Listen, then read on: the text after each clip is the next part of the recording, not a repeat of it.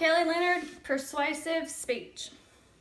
Did you know that according to the U.S. Department of Human Services, there are 427,910 children in foster care system in 2015?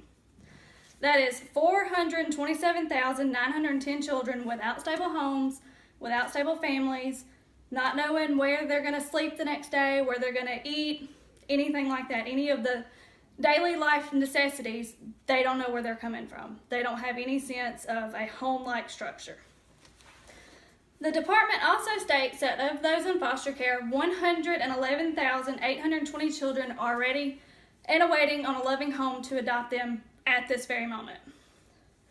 If those numbers upset you as much as they did me, don't worry. There are several ways to help. You can help these drastic numbers by considering adopting a child or becoming a foster parent. I'm going to try to persuade you to consider adoption through the foster care system. Becoming an adoptive parent has many benefits. The Adoption Choice Incorporated lists several benefits on adopting. That list includes advantages such as the ability to fulfill your dreams of having a child, whether you can have one biologically or not.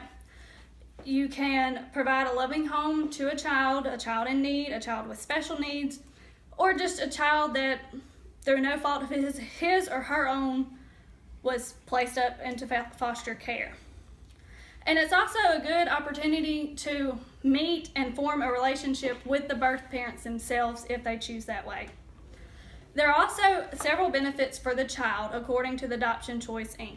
That list includes things such as having committing, loving parents that want them, having opportunities that their birth parents couldn't give them, having the resources available, school systems and better home life, better two parents in a house or one parent in a house, just any loving, stable home environment is a benefit to the child. And another good reason to adopt through the foster care system is that the requirements are simple. They're not that hard to meet. According to the Mississippi Department of Child Protection Services, there's only a few requirements to become adoptive parents. The list from the department states that you must be at least 21 years of age and a legal resident of the state of Mississippi.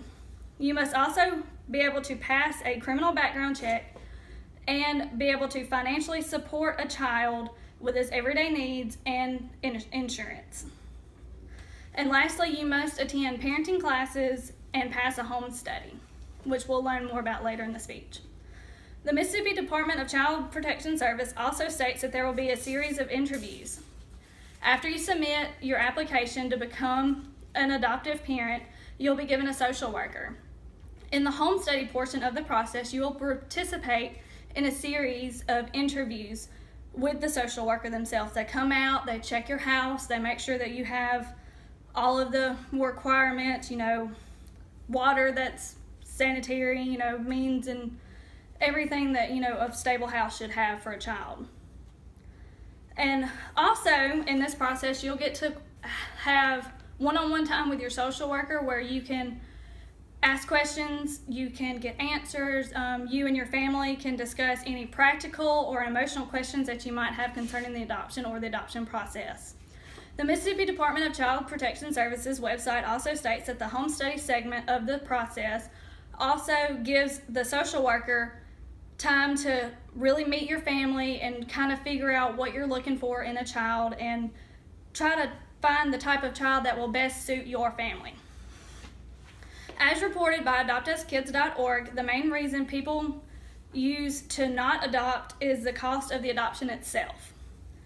However, the website also reports that families who choose to adopt through the foster care system can actually adopt at a very low cost and even a no-cost system.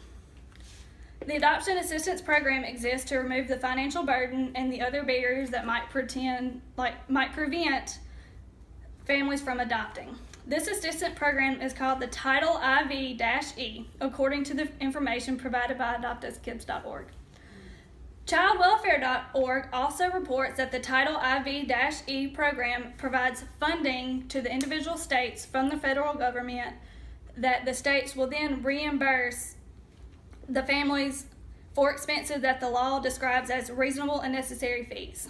It also provides you with information on private adoption as well. They list a comparison between the private adoption cost versus the adoption cost through the foster care system.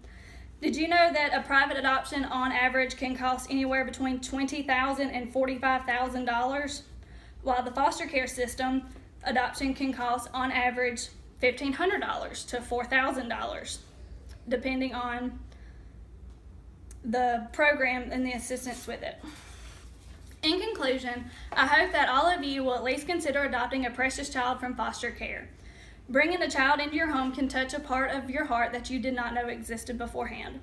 Every child deserves a loving home, whether it be with two parents, a single parent, a large family, or a small family. And one of the most misconceptions with the adoption process is people think you have to be legally married, and that's not true. You can also be a single parent willing to adopt too. They do accept those. And also remember that there's a great deal of information on adopting. You can visit www.adoptuskids.org, or you can go to www.mdcps.ms.gov to learn the step-by-step process.